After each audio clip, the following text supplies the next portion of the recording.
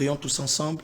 Adonai, roi Jésus-Christ, Yahweh, le Dieu des esprits, des prophètes, Père de gloire, nous recommandons ces moments entre tes saintes mains. Père de gloire, conduis-nous, Jésus.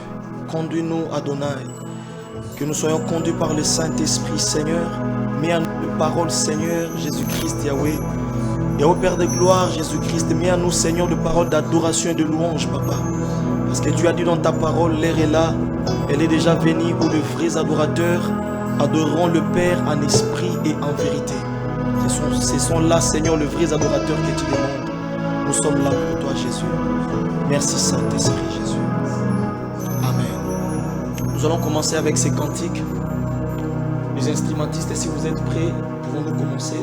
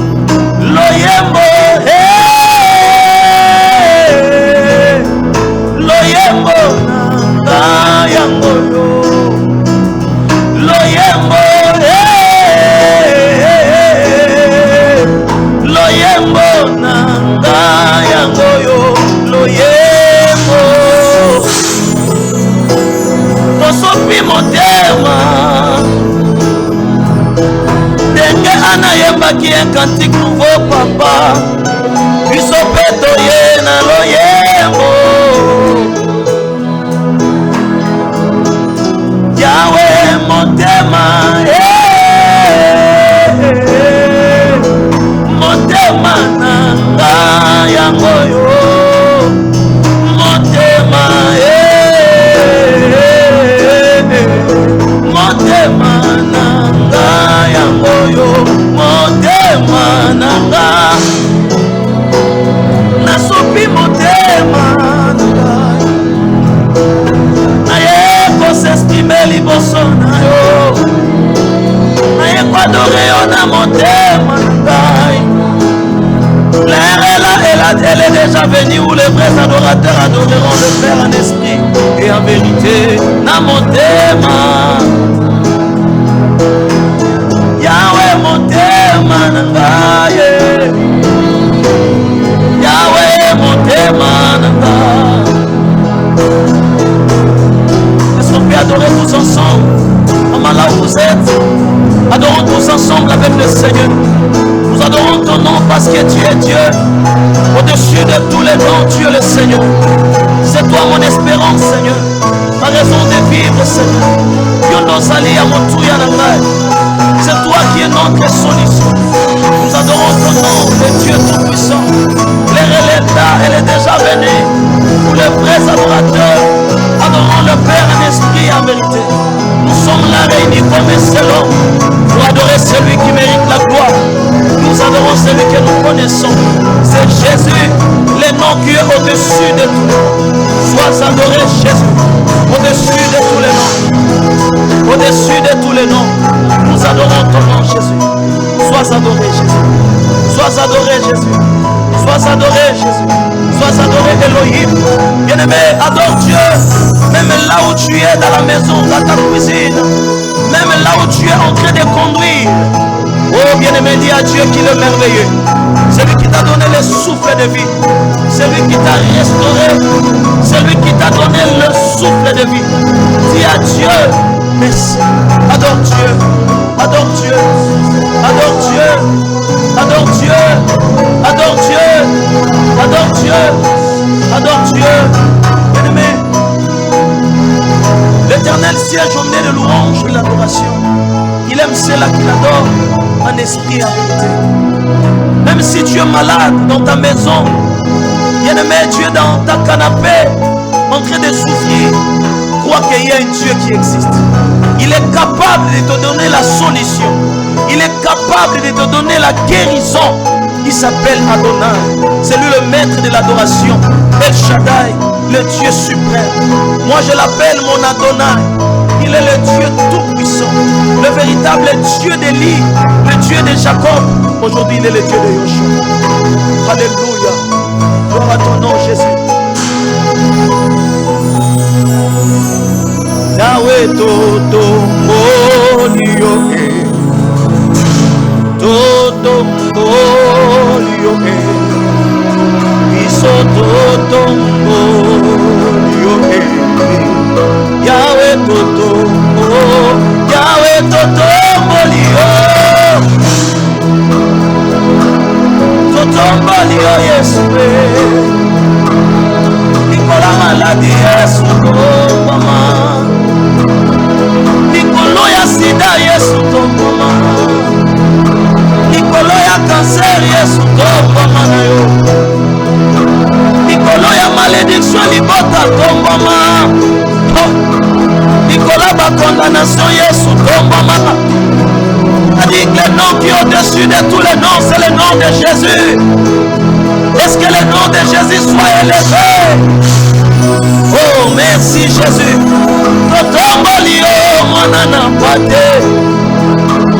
Nicolas malade, tombe, Jésus.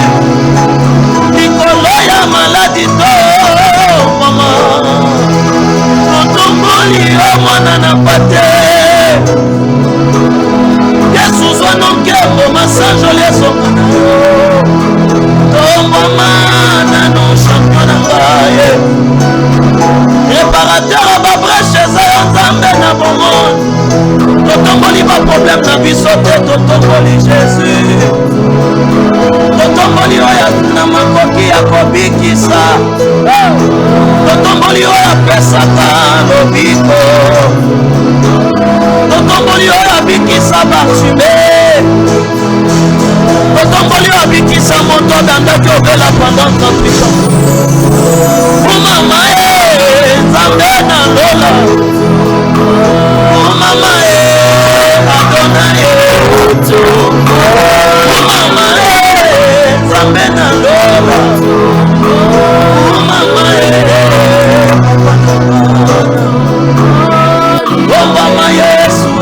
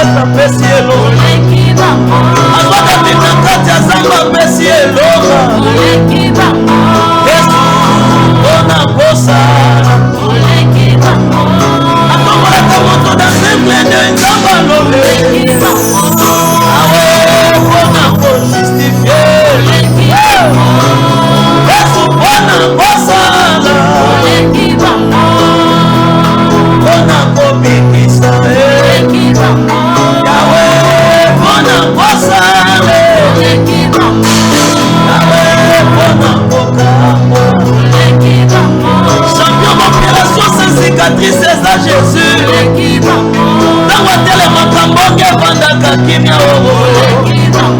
nakwatelemaka maladi akwakataka na nzoto alokotaka moto na fula pakolima kuta bato bakomi otatola kombo na ye Yesu nzambe nalola oyoki ya losango nanga motema nanga eleli naye na baroma te lokola bamange bayaki nango nayosopa liboso le véritable étoile brillante du matin Yesu akonsolaka mitema zabatu nzambe alola nayotokola nzambe ya verité masanjoli Yesu sanjolama mwana mpate tobuki makolongo ya mitema mpona osanjola yo tosopi mitema lokola mbeka msolo malasi kito toya sanjola mwana na pate oya tombolake oya justifiaka oya tambolaka oya kwambolaka kombo na ye Yesu masiya mwana na pate kombo epesamela biso likola bakombo nyonso kombo Yesu kombo Yesu kombo Yesu kombo Yesu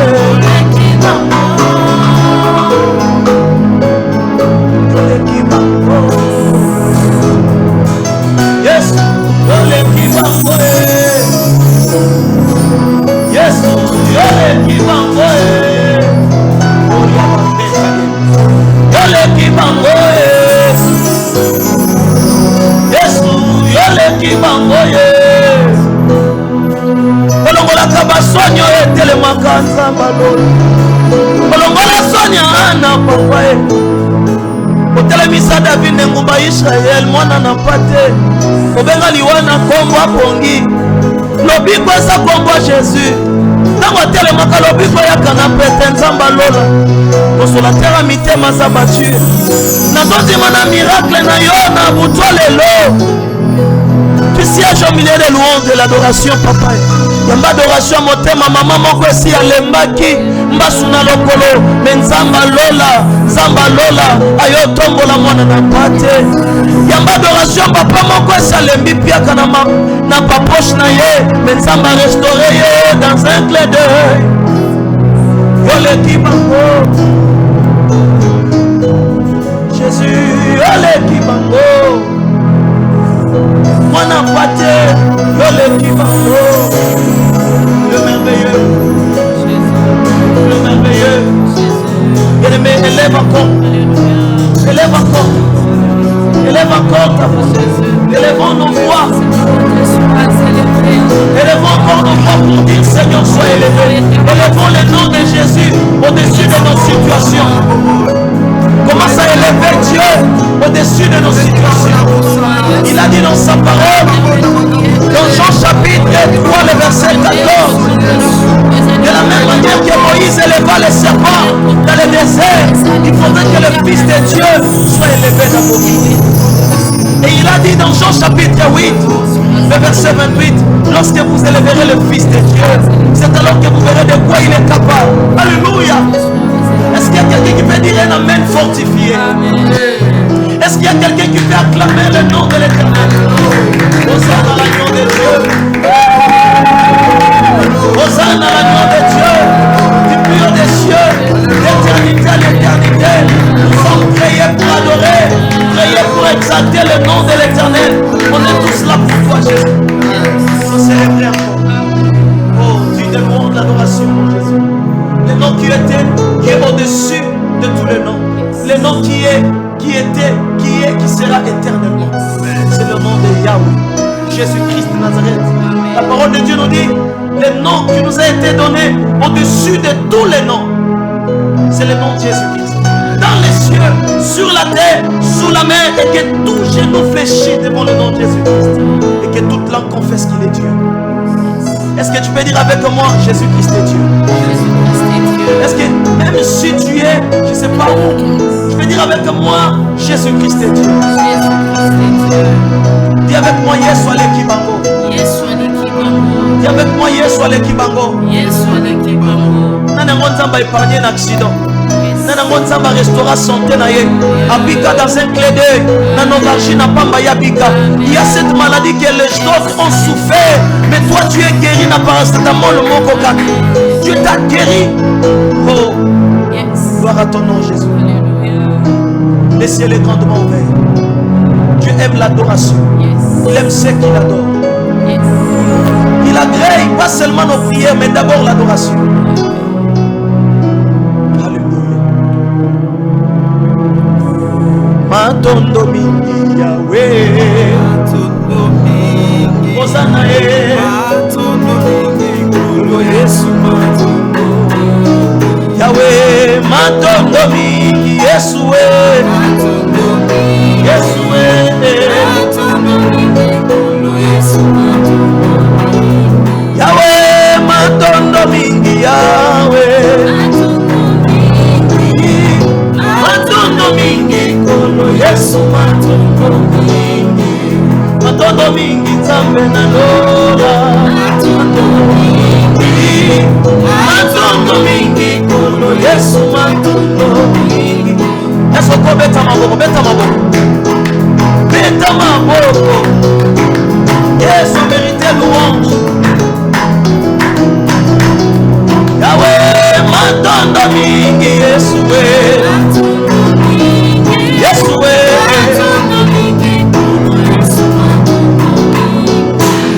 Alokotinga na fulu apakoli mafuta na pesa na yeni. Merci Jésus. Abenganga kufa lobi lelo moto bomoi na bolo Nzambe. Tosalaki baksina na bango bakufinga na zana bongo. Merci Jésus. Badeklaraki ye double ya menopause kasi ya bota krisa Nzamba lola.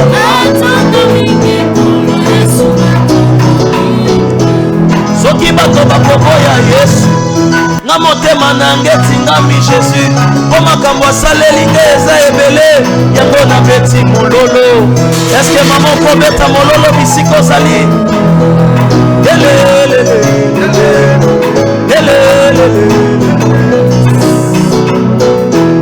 Soki bato bakoboya Yesu motema nange eza grave amour na ye naza rekonesa na oyo asaleli nga yango nalobi matondo. Baromate nanga na ye nango lokola bamage bayaki balobaki mosusu te lokola Jésus tolobi matondo. Oyo Yesu asalaka emonanaka na miso ya bato tokoki obombango te naza témoin oculaire nalobi matondo. Yabange na loku mpona koloba oza Nzambe sandola mamwana na pate tolobi matondo mingi. Matondo mingi, matondo mingi Yesu we. Yesu we. Matondo mingi kolo Yesu matondo mingi. Matondo mingi mwana na pate matondo mingi. Matondo mingi kolo Yesu matondo. Asante sana Bwana yelele Bwana Yesu asante sana. Asante sana Mungu Baba. Asante sana yelele. Oh mama Yahweh, mama Yahweh, mama Yahweh shali Nzambe. Yahweh mama, Yahweh mama, Yahweh mama, Yahweh mama, papa ya bana Yesu azali Nzambe. Yahweh mama, Yahweh mama, tobeti maboko papa ya bana totomboli Nzambe amérité louange. Yahweh mama toyembeli Nzambe kolo pema papa bikolo Yesu azali Nzambe. Papa ya bana papa bitike les doubles pères des orphelins ozali Nzambe. Yahweh mama, Yahweh mama nakolemba te koko komisa yo mokolo pema Yesu ozali Nzambe Yawe kumama Yawe kumama obikisa Bartume Nzambe ya Lola champion d'opération sans cicatrice ozali Nzambe Alléluia papa ya bana Nzambe ya Gracia papa ya Yoshua naina yembeli yo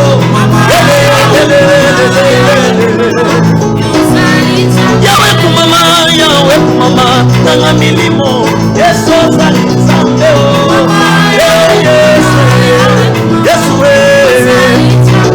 Yawe papa ya bana Nzambe ya Lola Yesu azali Nzambe Alléluia merci Jésus otimaki okufa Yosepa mokolo misato Yesu ozali Nzambe mama Yawe mama bato bakufa mbala moko bakola ye kasi Yosekwaki mokolo misato bato bakamwa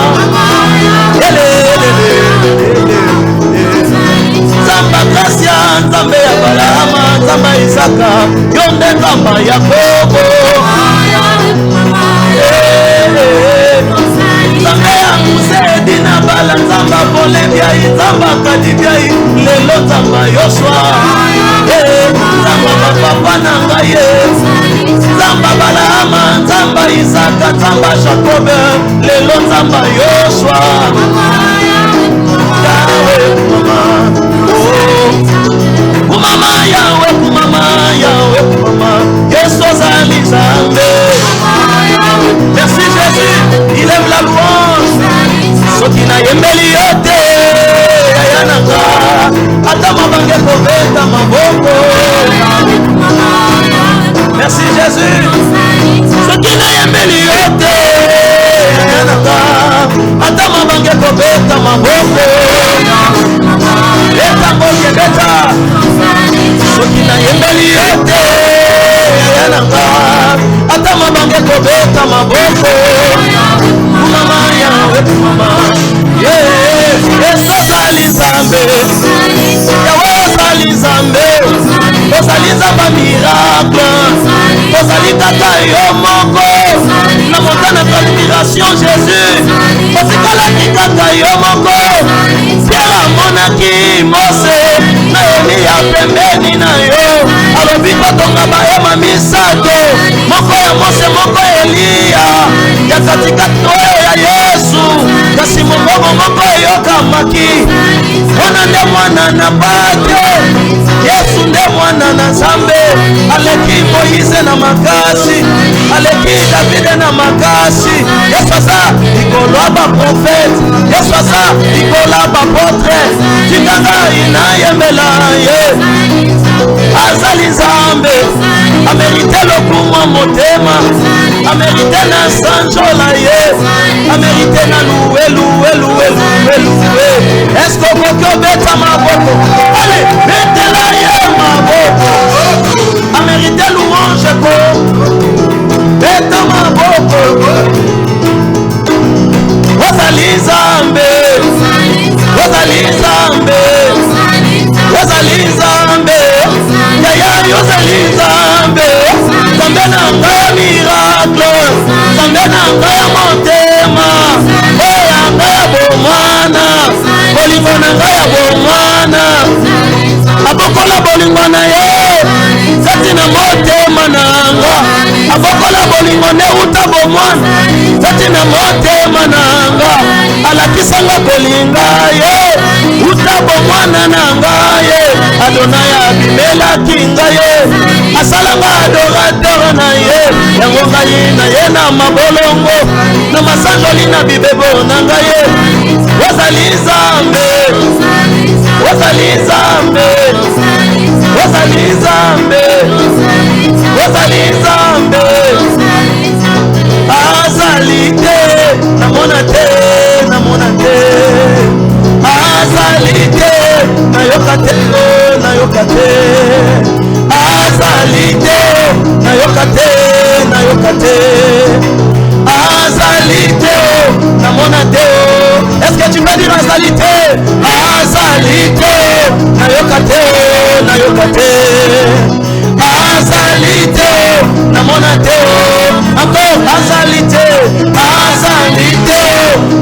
te nayoka te azali te namona te mokonzi lokola ye nzambe lokola ye yaya ya motema nanga baba kolinga yesu nakufi baba kolinga yesu nasambwe nakaka awa nakaka yesu natikami yesu lokola jacob nakotika te kosanjola yamba nkembo malasi yango oyo yamba nkembo ai beta maboko betele maboko tuta bitage amérité louange abongana nkembo betela ye maboko beta maboko betela ye maboko kaka ndenge ozeleka maboko il siège au milieu de louange d'adoration maladi ezotika nzoto na yo liwe ezotika nzoto na yo betele maboko beta maboko ozali nzambe ozali nzambe ozali nzambe ozali nzambe ozali nzambe ozali nzambe ozali nzambe ozali nzambe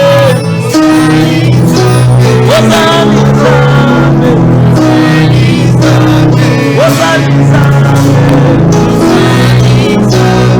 ozali nzambe ozali nzambe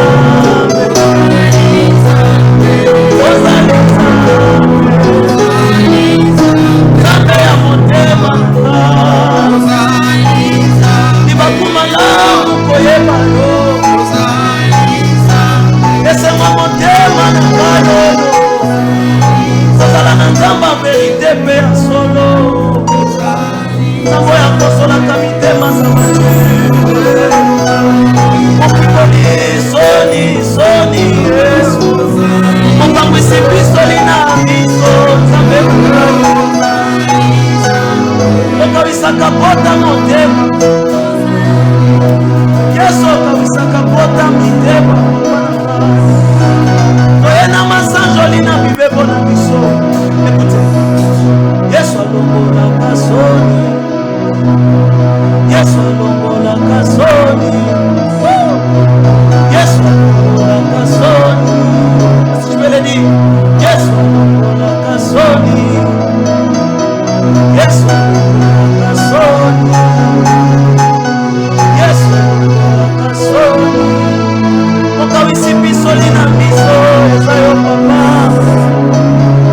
na bengo na kombo nini nzambo yayebi barealité nyonso abi actualité ya vi na ngai eza kombo ya yesu na ngai lobi bayebaki actualité nanga na ngai na baba ekasi lelo ekoma jesu soki natiki yesu na kosuka wapi ngai oyo libanda na yesu babengi nga fuwa kome libanda na yesu babengi nga kadabra kome yesu na ngai oyo kasi epa na yo ndenge nazwi vinga nazala oyo moto akoma yesu olobaki unabevumi kosakwisa lazale olobaki lazarso bisika babomaki ye abimaki ye na bakangolaka ye elimonste ezalaka processus alandinga na kati ya ekobo abimisinga na ekobo asalinga mosakoli abimisinga na kati ya kitumba ye asalinga lelo mosali na ye na bengo na ngongoni ozanzambe zamba koyeba na nzembo oya kwadore na nzembo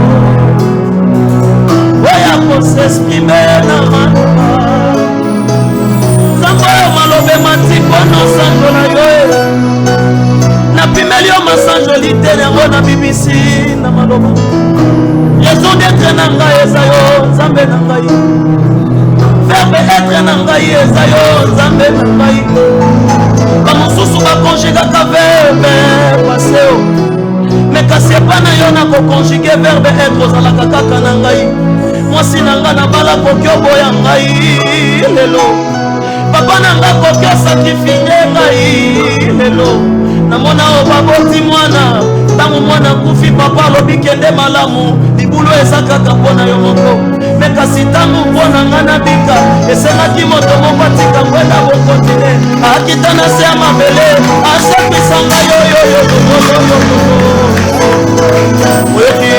oyoki losambo molongoli soni abi nzambe ya bikolo na ngai nzamba motema na ngai nayemba nani mosusu olokotaka na fulwe ozwaka motu iletre okomisi ye directeur na ba ozwaka motu na ntina te opakoli mafuta na bengo nani yesu na bengo nani yesu otombolaka moto na mikolo nzambe ngai ozwaka mpe moto aza riche okomisi ya lisusu riche davantage oza nzamba bazwi mpe nzambe ya bango bazanga otombolaka moto dans un clin d'œil nzambe na bomoye yesu aza plus que formol na vi na ngai amboma vi na ngai na formol na ye napolaka te mpo naza na confiance na jésus nani akokani na nzambe na ngai formola mokili esalaka ke mbisi epola te me kasi kombo ya yesu nde esalaka ngai nazala toujours nasekwa ye ntango bato bazolelanga nazolela te parceke mon rédempteur est vivant atelemaka moto asuka mpo kosole mitemo elelaka na ye na ndenge na kombo nini papa na ngai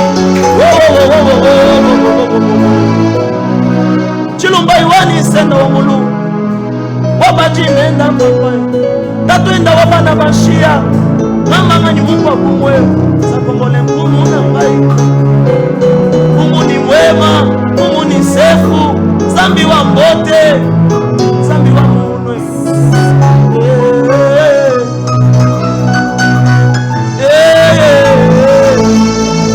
yesu ozanzambe na ngai zamba kochela motema liloba ya suka na ngai ezali nzambe ya lola bien-aimé j'aimerais que vous adorez nzambe yo moto okomaki na suka olobi na suki ya mayele silinga j'aimerais que vous adorez nzambe à son biso oba Seigneur merci je t'adore parce que oza kapaba kobikisanga na maladi oyo. Est-ce qu'on peut acclamer Jésus? Est-ce qu'on peut dire tous ensemble créer pour adorer? Est-ce que tu peux dire dans ta maison créer pour adorer? Bien aimés, nous sommes créés pour adorer. Cette émission inspirée par l'Éternel, qu'il a inspiré à son serviteur, le prophète Yoshua Pungabiaï, pour que le peuple de Dieu en bénéficie. Nous allons développer ce thème créé pour adorer. Nous allons définir le mot adorer. Adorer, c'est l'attitude de respect et d'admiration envers son Dieu. L'action d'adorer ou l'attitude de respect. Alléluia. L'action d'adorer ou l'attitude de respect ou d'admiration envers son Dieu. Alléluia. Pourquoi nous devons adorer l'Éternel? Parce que c'est lui qui est le suprême.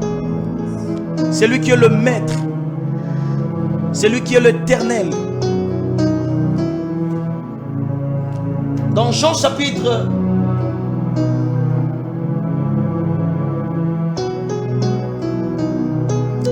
chapitre 4, nous commençons verset 21, nous lisons au nom de Jésus-Christ.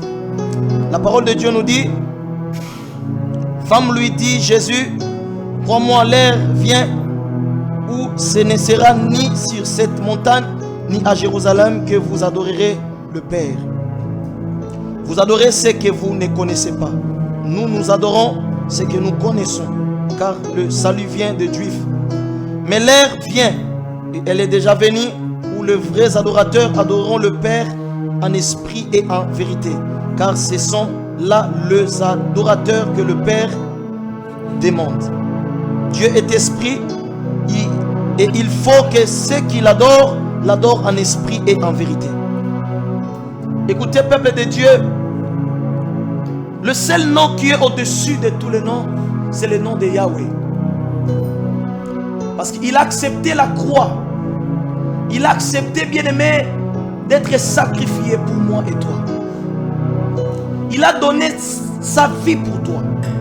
La parole de Dieu dit, car Dieu a tant aimé le monde qu'il a donné son Fils, afin que quiconque croit en lui ne périsse point, mais qu'il ait la vie éternelle. Cette femme avait l'habitude de monter dans la montagne que leur père, dans la pluie, au puits que leur père les avait légués. Mais avec ses mauvaises habitudes, avec sa désobéissance, elle croyait que c'est ça adorer Dieu. Mais adorer Dieu, c'est accepter de s'humilier devant le nom de Jésus. C'est accepter le respect, de respecter celui qui est au-dessus de tous les noms. On ne peut pas parler de respect si on n'est pas obéissant. Celui qui respecte, c'est celui qui obéit. C'est celui bien-aimé qui se soumet à la volonté parfaite de celui qui est son maître. Bien-aimé, quand tu obéis à Dieu, c'est alors que tu es un adorateur. Tu ne peux pas te dire que je suis un adorateur parce que je chante. L'adoration, ce n'est pas chanter. Là, c'est l'expression. Ce que nous venons de faire. On s'est exprimé devant Dieu en chantant. Alléluia. Et la vraie adoration, bien-aimé, c'est quand on obéit à Dieu. Quand on respecte ses principes. Il a dit dans sa parole, acceptez de porter mon joug et recevez mes instructions. Car mon joug ne tue pas. C'est pas lourd, mais c'est pour vous donner la vie. Alléluia. Celui qui accepte le joug de Dieu, c'est une personne qui accepte de mettre l'arche de l'alliance sur ses épaules. Parce qu'il a dit à Josué, dit aux sacrificateurs, de prendre l'arche de l'alliance et de mettre sur leurs épaules. C'est alors qu'ils ont vu le miracle. Ils ont vu le fleuve de Jourdain être sec. Bien aimé, quand tu élèves l'autorité de Dieu dans ta vie, nos épaules c'est l'autorité. Mais quand tu acceptes que l'arche de l'alliance qui est, bien aimé, la présence du Tout-Puissant, d'être au-dessus de ta vie, bien aimé, le Seigneur fera en sorte que tout ce qui était détruit soit restauré. Alléluia.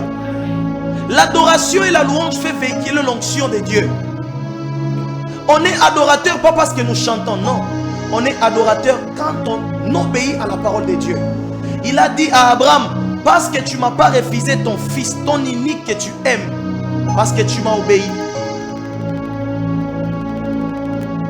Ta postérité sera une bénédiction pour des nations. Mais quand tu obéis à Dieu, Dieu t'appellera un adorateur. La vie de l'adoration, c'est la vie de l'obéissance. Quand tu obéis à Dieu, le Seigneur transformera ta vie. Il a dit à cette femme samaritaine, si tu connaissais les dons de Dieu, et qui est celui qui te demande de l'eau à boire, tu auras toi-même lui donner de l'eau. Alléluia.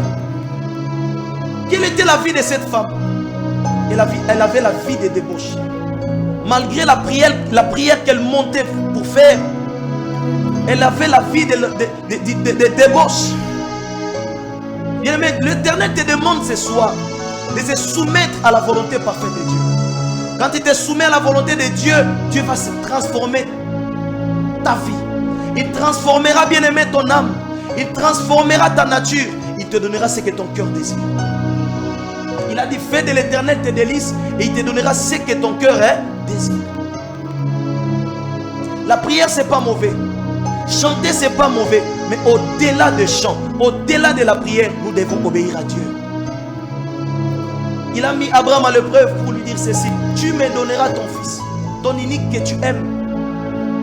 Va-t'en dans la ligne de montagne que je t'indiquerai. Dans Genèse chapitre 22. La parole de Dieu nous dit dans le verset 3, Abraham s'éleva de bon matin pour aller au lieu où l'Éternel lui avait indiqué. Et écoute, peuple de Dieu, quand tu acceptes d'exécuter ce que Dieu te dit, écoute, tu seras un peuple mis à part. On n'est pas un peuple mis à part parce que nous prions, non. Nous sommes le peuple mis à part parce que nous adorons le nom de l'Éternel. Dieu nous a choisis pour adorer Dieu.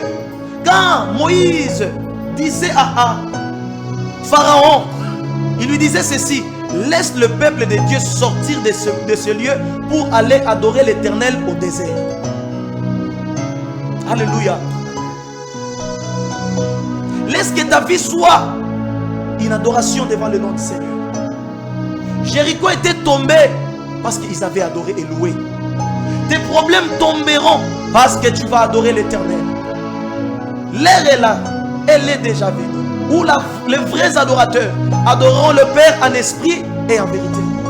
Ne sois pas hypocrite devant Dieu, mais adore Dieu avec un cœur qui est sincère.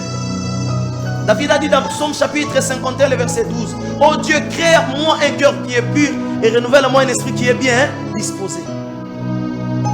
Sois pur devant le nom du Seigneur et dispose ton cœur à élever le nom de Jésus-Christ. Il a dit: lorsque vous élèverez le Fils de Dieu, c'est alors que vous verrez de quoi il est capable. Jésus est capable parce que tu élèves son nom. Jésus est capable lorsqu'en vous il y a l'obéissance. Bien-aimés, nous devons adorer l'Éternel. Il a dit dans sa parole: quand il s'élève, nos ennemis se dispersent. On est créé pour adorer. Dieu nous a créés pour que nous obéissions à sa parole. Là où tu es, bien-aimé, papa, maman, là où vous êtes, disposons nos cœurs à obéir à Dieu. Plus tu obéis, plus l'Éternel se révélera en toi. Plus tu obéis, l'Éternel changera ta destinée. Il changera plutôt ta situation. Il est le Dieu qui change le mal en bien. Je viens déclarer dans ta vie, toi qui es un adorateur.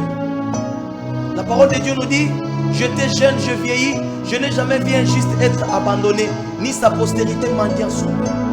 Que le ciel s'ouvre à ta faveur. Que le Dieu de la restauration restaure ta vie au nom de Jésus-Christ. J'aimerais prier pour les gens qui sont malades. Vous êtes dans des hôpitaux. Tu es dans la maison. Tu es malade. Tu as un problème qui est très difficile. Tu as un problème de la santé. On t'a dit que tu as un cancer. J'aimerais prier pour toi. Soulève seulement ta main droite. Fais comme moi. Je déclare en qualité de homme de Dieu. Jésus, tu as dit dans ta parole, dans Jean chapitre 3, le verset 14, de la même manière que Moïse éleva les serpents dans le désert, il faudrait que le Fils de Dieu soit élevé dans vos vies.